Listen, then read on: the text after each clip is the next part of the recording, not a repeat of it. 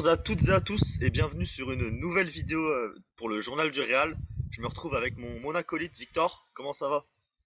Écoute, très bien, en week-end et trêve internationale, tout ça. Donc, on a le temps un peu de se reposer. Le Real nous manque un petit peu, hein? Oui, ça commence.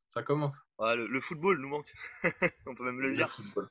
Un week-end sans football, sans Formule 1, c'est bien vide, hein. Sur ce, on va faire un petit bilan du début de saison aujourd'hui en vidéo. On profite de la trêve pour parler un petit peu de ce qui s'est passé pour le Real, que des victoires depuis le début de saison, ça fait plaisir. On va revenir un petit peu sur la dernière en date, celle contre l'Atlético, puisqu'on n'en a pas encore parlé sur la chaîne YouTube. On a un space débrief qui est disponible sur le Twitter du journal du Real. Victor, ton impression globale de ce match? Oh, c'est une première mi-temps largement maîtrisée, une excellente même première mi-temps des hommes de Carlo Ancelotti. Je les ai trouvés parfaits dans la gestion, même dans le jeu. Il y a eu des circuits de passe, des combinaisons, des phases de possession très très intéressantes. Et surtout, on a été extrêmement réaliste parce que malgré cette domination, on a eu très peu d'actions franches, mais on en a concrétisé deux. Donc, et puis une deuxième mi-temps vraiment en gestion. On a quand même un peu baissé de rythme. Là, il y avait peut-être deux, trois petites choses à faire. Ancelotti a mis un peu de temps à faire les changements, mais je conçois qu'il n'en ait pas fait tout de suite non plus, parce que le score était là et on sentait que pas non plus l'Atlético revenir globalement dans le Il match. n'y avait pas le feu au lac, ouais. Il n'y avait pas de, il y avait pas une Voilà, pression immense. C'est quand l'Atlético a fait ces changements que là, ça a changé. c'est ça. Mais en fait, quand je dis ça aurait peut-être été bien qu'il fasse les changements avant, c'est qu'il a été en réaction de Simeone. C'est Simeone qui a pris la main, entre guillemets, alors que je pense que Carlo Ancelotti aurait peut-être pu la prendre avant, même si Carlo Ancelotti, lui, n'avait pas d'obligation à le faire. Tu mènes 2-0, logiquement, c'est plutôt à toi de voir ce qu'on va t'envoyer en face sur les 30 dernières minutes que à toi de C'est prendre ça. un risque, du coup, entre guillemets, de changer quelque chose alors que bah, tu mènes 2-0 tout simplement. Et c'est pas un 2-0 qui est chanceux, c'est pas un 2-0 qui est vraiment contre le cours du jeu non plus pour le Real Madrid. La première mi-temps est maîtrisée. Il y a du réalisme, certes, mais c'est tellement surréal en fait. Cette première mi-temps, c'est une belle définition de ce Real Madrid. Et après, en deuxième mi-temps, on voit aussi les limites offensives. Il y a eu beaucoup de gâchis dans les phases de transition. Je pense qu'on aurait pu aggraver le score. En fait, on n'a même pas eu d'occasion Non, franche, c'est mais il y a la eu avant-dernier des, geste. des séquences où on s'est dit, mais c'est quoi cet enchaînement de mauvais choix? Il y a Alors plusieurs fois où t'as trois opportunités, il y en a deux qui sont excellentes, une qui est mauvaise, et tu vas choisir la mauvaise, quoi. Donc, euh, ça, c'était le petit point négatif, mais par contre, c'était un derby, voilà, maîtrisé. C'est une très belle victoire. C'est dans la continuité de cet excellent début de saison du Real Madrid où tu l'as dit, que des victoires. Donc, il n'y a pas beaucoup de points noirs sur le tableau, quoi. tous les voyants sont au vert hein, pour le Real. Que des victoires depuis le premier match contre Francfort. Il y a peut-être un petit point qui est une petite tâche sur ce début de saison, c'est le manque de clean sheet du Real Madrid quand même. C'est à souligner, il y a eu donc le tout premier match de la saison contre Francfort et contre le Celtic. Et si je ne m'abuse, c'est tout en termes de clean sheet cette saison. Donc c'est quand même assez surprenant, surtout quand on connaît la solidité de cette équipe. Et avec le fait qu'ils n'ont pas affronté nécessairement que des cadors, hormis l'Atlético en Liga, même si le Betis aussi était un match compliqué. Si, il y a Leipzig aussi comme clean sheet. Mais c'est assez surprenant finalement. Bah, c'est surprenant parce qu'on sait que l'année dernière, ce qui a fait la force du Real Madrid sur les 6 premiers mois de compétition, voire peut-être même sur la saison complète, c'était cette assise défensive trouvée par Carlo Ancelotti. Casimiro, Alaba, Militao formaient vraiment un triangle démoniaque. Ils étaient vraiment très très solides tout au long de la saison dernière. Et les résultats du Real Madrid, en tout cas euh, comment est-ce qu'ils se sont lancés dans une excellente dynamique en Liga l'année dernière, ce sont justement par la défense. Parce qu'on a vu les limites offensives, malgré un Karim Benzema qui surnage, un Vinicius qui commence vraiment à exploser au très haut niveau, on voyait certaines limites offensives et on arrivait à compenser ça grâce à une défense plus qu'en place. Donc ce qui est surprenant cette année, c'est qu'on a Thibaut Courtois qui est le meilleur gardien au monde, il n'y a plus de débat depuis 2 voire 3 ans, qui pour l'instant fait un très bon début de saison. Il encaisse quand même des buts, mais rarement à cause de lui. On l'a dit là, lors du dernier match contre l'Atlético. Pour moi, il aurait dû finir en clean sheet s'il était vraiment dans son match, mais il a fait une petite erreur, bon, une incompréhension avec Militao ou autre. Voilà. Mais c'est surtout dû en fait à la défense du Real qui est peut-être aussi quand même au départ de Casemiro, même si Aurélien Tchouameni est excellent depuis le début de saison, est le remplaçant plus que trouvé à la place de Casemiro. Tout de même, défensivement, Casemiro a apporté quelque chose que Chouameni n'arrive pas encore complètement à combler. Il reste un équilibre à comprendre, des automatismes à trouver quand même. Parce que Casemiro, c'était un expert, l'un des meilleurs au monde en termes de placement défensif, en termes aussi pour compenser par rapport aux défenseurs centraux. Chouameni, il va falloir encore un petit peu d'automatisme, mais j'ai aucun doute sur ses capacités. Et pour le coup, je pense que c'est juste une question de temps finalement pour que le Real trouve un équilibre défensif parfait. Il y a aussi il y a eu des petites blessures en défense, hein, entre Militao, entre Dani Carvajal qui a raté un ou deux matchs aussi. Il y a aussi à gauche ou à la bas du joueur arrière gauche parce que Mendy n'a pas été là. Je pense qu'il y a un léger manque de continuité en fait, tout simplement entre l'arrivée de Chouameni et les petites blessures qu'il y a eu. Après, c'est évidemment le lot de toutes les équipes et d'une saison de football, les petites blessures comme ça. Mais je pense que le Real va réussir à trouver un équilibre parfait en défense, puisque pour l'instant il est imparfait, puisque ça prend un but par match en Liga tout de même, ce qui n'est pas, on va dire, bon. Si toute la saison ils prennent un but par match, malheureusement, ça peut quand même entamer un petit peu les chances de course au titre. Pour l'instant, ça gagne tous les matchs, mais ça t'oblige à mettre 2 buts minimum pour les gagner, quoi. C'est là où Chouameni est utile, parce que Chouameni, lui, par contre, apporte beaucoup plus offensivement que Casemiro, donc il compense. Mais donc, on va dire, sur ce bilan un peu des 10 premiers matchs, je crois qu'on a dû jouer une dizaine de matchs, hein, 10, 11 peut-être. C'est 9 victoires, je crois, le Real. Alors, sur quasiment 10 matchs d'échantillons, malgré tout, on a quand même vu défensivement le Real être assez solide. Globalement, individuellement, j'ai trouvé que Militao faisait un très bon début de saison. Petite blessure, mais je le trouvais excellent. Alaba est pour moi exceptionnel en ce début de saison. Surtout, peut-être plus encore à gauche que dans l'axe, presque. En tout cas, parce que ici, il y en a bien un qui déçoit, c'est Ferland Mendy. Et Dani Carvajal est plutôt pas trop mauvais, surtout sur ses derniers matchs. Après, défensivement, voilà, on sait que c'est pas une référence, mais il fait tout de même le travail. Et Rudiger, voilà, acclimatation, un peu compliqué, mais à la fois des belles choses aussi. Donc, Son premier match, l'avenir. le premier match là avec la charnière Nacho-Rudiger avait quand même été compliqué pour le coup entre Et les moi, deux. je pense que tu mets n'importe qui à côté de Nacho en ce début de saison, c'est compliqué, hein. Bah, il n'y a pas d'automatisme et tout ça, on est d'accord, mais le match avait été assez compliqué, notamment sur l'alignement. L'alignement du Real était vraiment honteux sur ce match, l'alignement défensif sur le hors-jeu et tout ça. Ils avaient pris plusieurs appels dans le dos de Ramzani et comment il s'appelle Sadik, qui est parti du coup d'Almeria Ouais. depuis. Et ils avaient pris quand même beaucoup d'appels dans le dos et tout ça, des choses si les défenseurs étaient alignés, il y aurait tout simplement hors-jeu à chaque fois. Mais en tout cas, maintenant, ça va mieux. Rudiger, on voit ce qu'il est capable d'apporter, il commence à le montrer et on comprend ce recrutement et on comprend l'intelligence de ce recrutement aussi quand on voit les limites de Nacho qu'on a encore vu cette saison. T'as cité Ferland Mendy. Pour toi, c'est lui la déception de ce début de saison, le point vraiment à revoir pour le Real Madrid, le joueur qui doit montrer mieux. Individuellement, il y a Ferland Mendy, mon numéro un, mais j'ai Eden Hazard parce que moi, j'avais pas d'espoir. Mais les gens, enfin, toute la hype qu'il y a eu autour de lui, de par la plupart des supporters du Real Madrid ces derniers temps, me font quand même que je vais le mettre en flop, hein, alors que moi, sincèrement, je ne suis absolument pas surpris. Et je dirais, ouais, oui, mais c'est Ferland. Ferland, parce que depuis l'année dernière, on le sent on le sent moins bien dans le jeu. On voit vraiment les limites offensives de ce joueur. Je trouvais qu'il était peut-être mieux utilisé sous Zidane C'est aussi. ça. C'est peut-être l'un Pourquoi des rares pas. joueurs de cet effectif qui était plus sublimé sous Zidane que sous Ancelotti.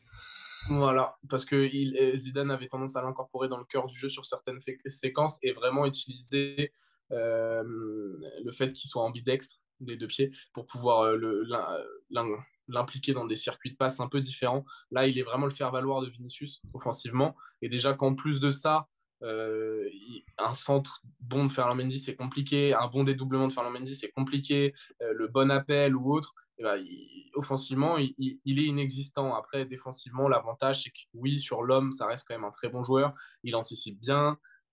Se complète bien aussi avec David Alaba. On sent que la communication est bonne et qu'il comprend bien les consignes défensives de la part de son coach, mais aussi de son leader dans la ligne de défense. Donc, il va quand même falloir qu'il élève son niveau de jeu, qu'il s'applique sincèrement dans les relances aussi balle au pied, dans les combinaisons. C'est pas possible. Là, tu es au Real Madrid, on a été habitué à Marcelo. Ça commence à faire long. Son meilleur match de la saison, c'est sans doute celui qu'il a fait avec l'équipe de France, d'ailleurs, il y a 2-3 jours. il a fait un match plus intéressant en tout cas, que ce soit offensivement ou que ce soit même globalement avec l'équipe de France. J'ai trouvé que ce qu'il a pu faire avec le Real cette saison, donc ça montre qu'il en est capable. Je pense juste qu'il y a un petit Je crois truc que à c'était trouver. Je crois que c'était contre Vigo, ou en tout cas un des trois premiers matchs de la saison, je l'avais trouvé correct. Je crois que je l'avais mis 6. Alors après, je ne détiens pas la vérité absolue. Peut-être que d'autres spectateurs ou d'autres supporters ont vu autre chose et l'ont vu performant sur certains matchs. Moi, il n'y a vraiment eu que un, voire deux matchs où je me suis dit ça va. C'est pas catastrophique, ou alors c'est plutôt bon. Mais en fait, à aucun moment, je me suis dit, ah, il fait partie cette saison. Ah, enfin un match référence de Ferland Mendy. Je crois que ça fait 2 ans que ça dure, en fait. Donc T'as c'est un pas- peu le. t'as mentionné Eden Hazard. La seule fois où il a fait un bon match cette saison, j'étais au stade. Donc je rassure nos chers viewers madridistas, je serai au stade un petit peu plus souvent en deuxième moitié de saison. Avec un peu de chance, ça marchera. Parce que pour le coup, c'est sûr que lui aussi, c'est compliqué son début de saison. Après, il a été un peu, enfin, on lui dit qu'on compte sur lui, puis il se met mettre un petit peu au placard sur le début de saison, avec une très mauvaise entrée, notamment au premier match de Liga contre Almeria. Ensuite, il se fait ressortir du placard pour suppléer Benzema. Il fait un beau match contre le Celtic, puis ensuite, depuis, voilà, il y a plus rien footballistiquement parlant qui est positif. C'est le seul joueur qui rate son match quasiment face à Mallorca. Et après, il est retourné dans son placard finalement. Donc voilà, c'est assez particulier. Je pense que le contexte, enfin, il a pas vraiment pu enchaîner. Il a eu cette opportunité contre Mallorca de confirmer son bon match au Celtic Park. Il l'a pas fait, mais ça reste finalement un joueur de seconde zone dans l'effectif du Real Madrid maintenant, tout simplement. Bah, il y a C'est plus il y a quelqu'un des, sur il qui y a compter. des, C'est bah, il y plus. a des éléments bien meilleurs. Il y a Ouais, des bah oui, éléments c'est bien plus quelqu'un sur meilleurs. qui. Il y a des joueurs aussi dans le projet Real Madrid plus importants, ne serait-ce même qu'à développer ou à mettre en avant. Là, Eden Hazard, même s'il y a eu un peu toute cette hype, voilà, il s'est fait retirer quelque chose à la cheville, je ne sais quoi.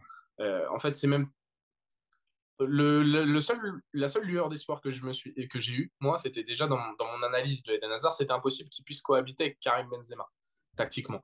Et le fait que, voilà, on le mette en faux numéro 9 à la place de Karim Benzema contre le Celtic, je me suis dit, bon, ok, dans ce domaine-là, pourquoi pas, est-ce qu'il pourra peut-être grappiller des minutes, trouver un nouveau rôle, être assez intéressant. Puis il y a eu le match contre Mallorca, et puis on a vu tout de suite que, bah non, si tu Face peux à pas un faire bloc un bas, appel en c'est profondeur. difficile, ouais. Face à un bloc bas, c'est Tu peux pas trop. faire un appel en profondeur.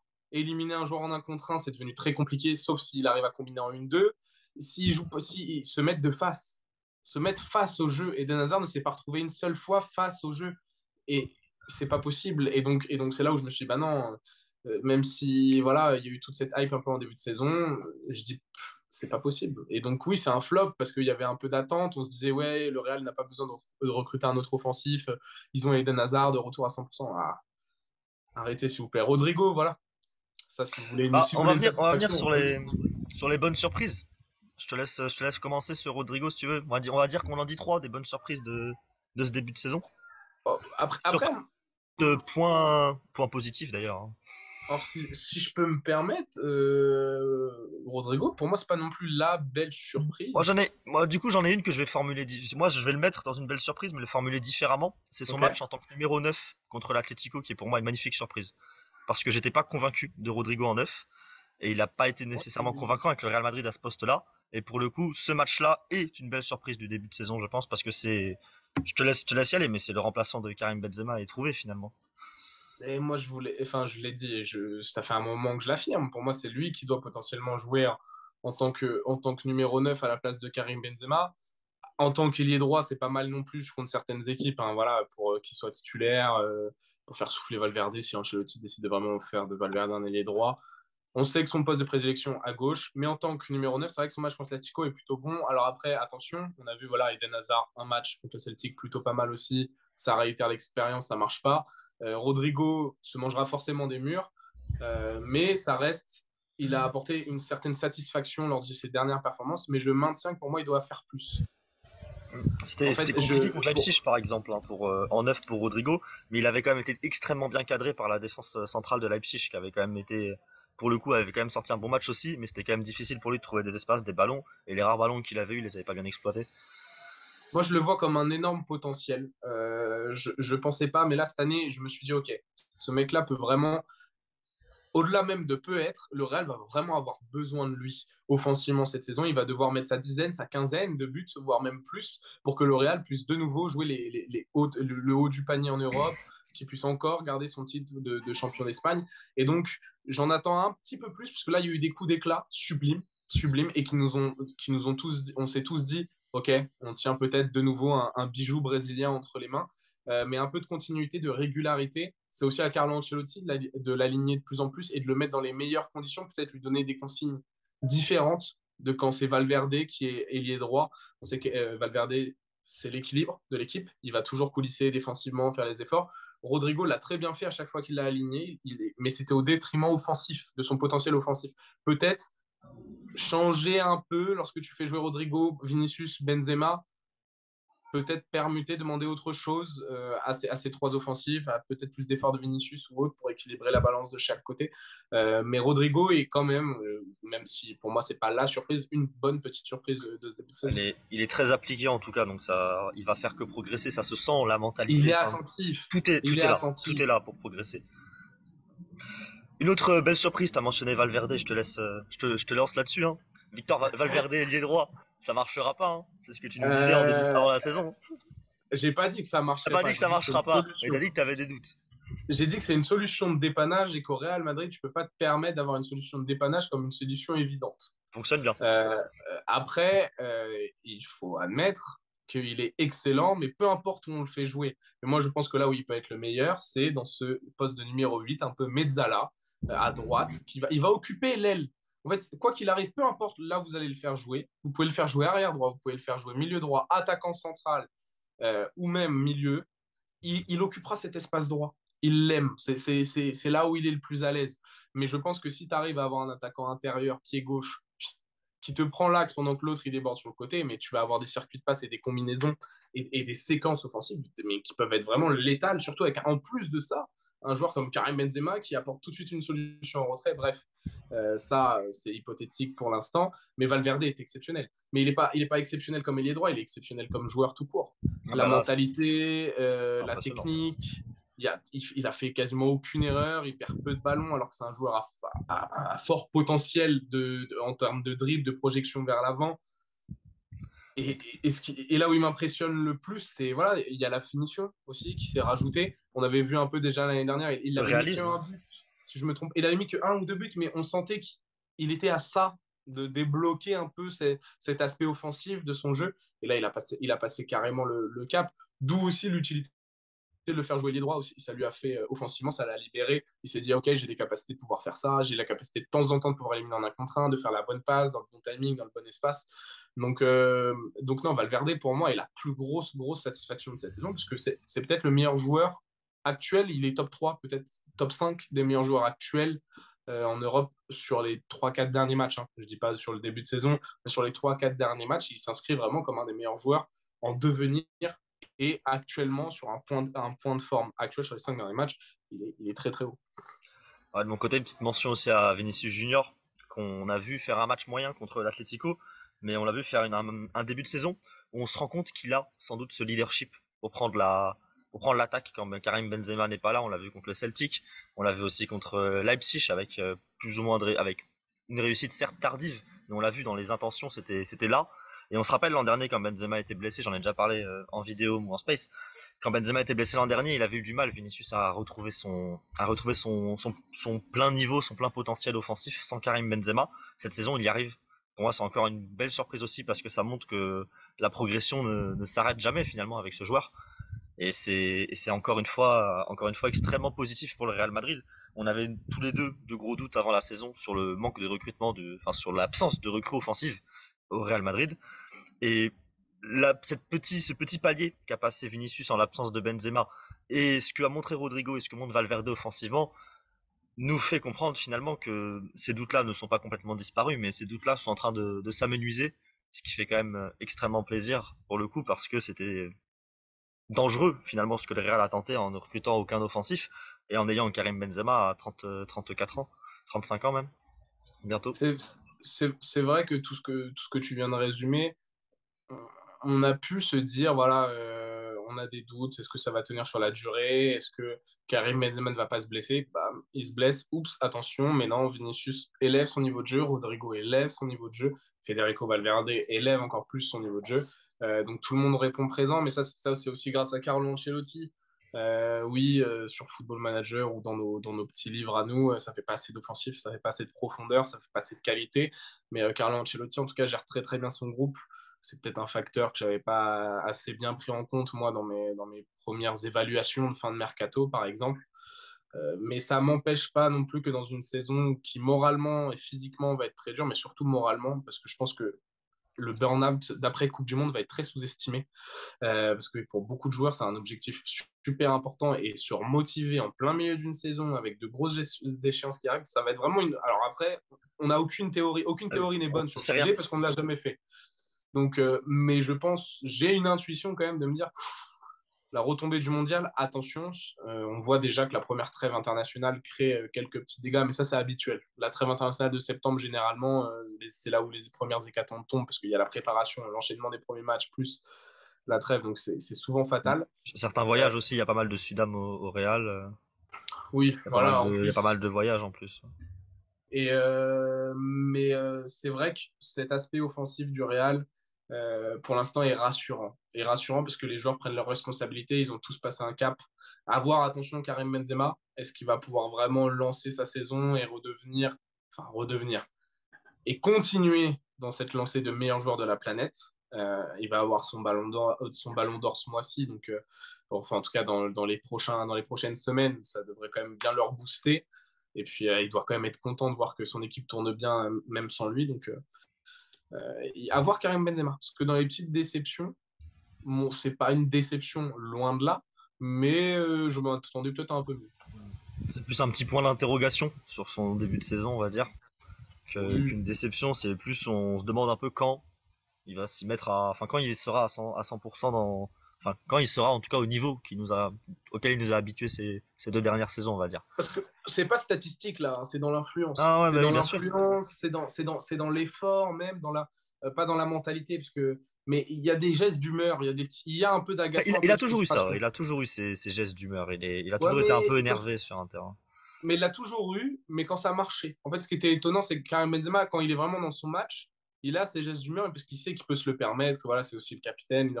Là, il les a, mais parce qu'aussi on sent qu'il réussit pas tout ce qu'il veut entreprendre.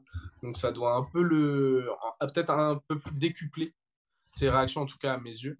Et j'aimerais bien que oui, il soit plus propre. Il fait des mauvais choix qu'il faisait pas avant. Donc voilà. Euh, un dernier quand même, j'ai deux joueurs, deux petits mots parce que pour moi ce sont des belles surprises. Dani Carvajal l'an dernier il est monté en puissance, le début de saison, enfin même les 6 premiers mois quasiment étaient quand même très compliqués. Là il commence quand même beaucoup mieux que l'an dernier, donc pour moi c'est un point positif parce que l'an dernier il est monté en puissance, si cette année il commence déjà relativement quand même en puissance, surtout sur les derniers matchs, ça ne peut être que positif pour le Real Madrid. On trouve quand même qu'il a retrouvé un petit peu une forme un petit peu différente depuis la fin de saison dernière. Et c'est très positif parce qu'on avait aussi des doutes à ce poste-là derrière droit pendant l'été, toi comme moi. Et ensuite, le dernier point, c'est quand même Aurélien Chouameni. On l'a déjà mentionné un petit peu avant, mais voilà, c'est juste trop bien. Moi, je le trouve excellent, mais je suis aussi également très surpris par le début de saison de Modric et Kroos, qui sont excellents. On connaît leur âge qui avance, mais surtout orphelin de Casemiro, dont on savait qui pour moi était essentiel à ce triangle vertueux. Mais au final, ils se sont aussi tout de suite très rapidement adaptés. Et que Toni Kroos fait un début de saison vraiment excellent. Modric, il est très fort. On sent que physiquement c'est un peu plus dur, mais il est toujours tout aussi fort. Et Chouameni, c'est parfaitement acclimaté à tout ça. Et donc pour finir justement rapidement, Kamavinga aussi est une petite déception. Ceballos, lui, marque des points. Kamavinga, j'ai l'impression qu'il en perd un peu dans cette Il rotation du règle milieu de pas terrain. ces problèmes. Il règle pas ce manque de discipline tactique et positionnelle, surtout quand il commence les matchs. Il a toujours pas réglé ça. Quand il rentre en jeu cette saison encore, c'est bien, mais quand il commence les matchs, que l'équipe adverse est en place et arrive à le cibler, c'est toujours compliqué cette saison. Il n'a pas progressé sur ça depuis la saison, depuis quasiment le début de saison dernière finalement. Donc c'est pas inquiétant encore, mais c'est quand même quelque chose qui, on sait qu'il doit progresser dessus. Il le sait aussi, et il va falloir que ça commence à venir. Là, il va être titulaire en équipe de France. Ça peut être intéressant aussi de le voir titulaire dans un autre contexte. Normalement, il est prévu pour être titulaire au prochain match de la France. Donc Ce ça peut être soir, intéressant. Ce soir, normalement, il est titulaire. Normalement, c'est double pivot Kamavinga Chouameni en équipe de France. Donc ce sera intéressant de regarder. On enregistre la vidéo dimanche, donc ce sera intéressant de regarder ce qu'il propose. On finit rapidement sur quelques petites questions très rapides. Ton but préféré cette saison, pour l'instant? le coup franc de David Alaba. C'est peut-être celui qui est quasiment le plus important, hein, aussi. Parce que le match était quand même bien bouché Ça pour lance le. la saison. Hein. Ouais, c'est vraiment. Ça lance la saison. C'est première journée, hein, c'est contre Almeria. Ouais, c'est ça. C'est contre Almeria, première journée, c'est un partout, 75e, il rentre en jeu, il marque. C'est un beau choix. Moi, j'hésite entre le but de Valverde contre Mallorca, et sinon, bah, tout simplement le dernier, enfin le but contre l'Atlético, hein. La passe de Tchouaméni, la finition de Rodrigo, bon, Ah ouais. moi, Celui-là, il est beau. moi ça me parle, ça me parle. Le 1-2 comme ça, c'est vraiment bon football. En plus, Tchouaméni a une place dans mon cœur, franchement, ça me parle. Ton match préféré? Peut-être en termes de performance, peut-être le meilleur match plutôt du Real Madrid à tes yeux depuis le début de saison? C'est pas Le si. meilleur match du Real cette saison, bah, l'Atlético, enfin, la première minute, enfin la première mi-temps, pardon. Mais sinon, Francfort aussi était pas Était trop mal. géré, ouais. Mais l'Atlético. Ah, parce que c'est le derby. Mais ils ont pas nécessairement aligné 90 minutes cette saison pour l'instant, le Real Madrid, quand on regarde, hein. Tu regardes tous les matchs, tu te dis, ouais, ce match-là, mais il y a quand même, voilà, tu vois, le Celtic, il y a la première mi-temps qui est quand même très compliquée. Même le derby, la deuxième mi-temps, elle est quand même offensivement un petit peu trop faible. Même contre Leipzig, pareil, ça a mis du temps à s'y mettre aussi offensivement. Donc assez compliqué. Sur ce, allez, donne-moi ton joueur quand même du début de saison, le meilleur joueur pour finir. Allez, pour le running gag, Tony Kroos. Voilà. Voilà. Non, pour le coup, je vous le dis, je crois qu'il a raté 5 passes, hein, en ce début de saison. Donc, va falloir au bout d'un moment, voilà. On va continuer la propagande. Tony Kroos, c'est peut-être le meilleur milieu de terrain de ce siècle. Allez, on peut couper la vidéo. Bah écoute, c'est très bien. Moi, Non, je non, parlerai non. du vrai milieu de terrain de ce siècle, Luka Modric. Et là, on n'a pas besoin de couper la vidéo puisque c'est un fait. Dédicace à tous les Barcelonais qui finiraient sur cette vidéo, évidemment. Sur ce, merci à toi, Victor, pour ce beau bilan de ce début de saison du Real Madrid. On se Merci à retrouve toi. très bientôt pour une nouvelle vidéo, je pense autour du week-end prochain, soit pour préparer le match contre l'Osasuna, soit pour en faire un bilan après et préparer la future échéance en Ligue des Champions. Sur ce, on vous souhaite une très belle journée ou soirée en fonction de l'heure à laquelle vous nous écoutez, vous nous regardez. Trop l'habitude de faire des spaces. Je me vois même pas à l'écran à cause du soleil dans tous les cas, donc je ne sais même pas si je fais une vidéo, tu vois. Sur ce, merci à vous et salut. On se retrouve très bientôt sur les réseaux sociaux, sur la chaîne YouTube Journal du Real. Ciao. Ciao.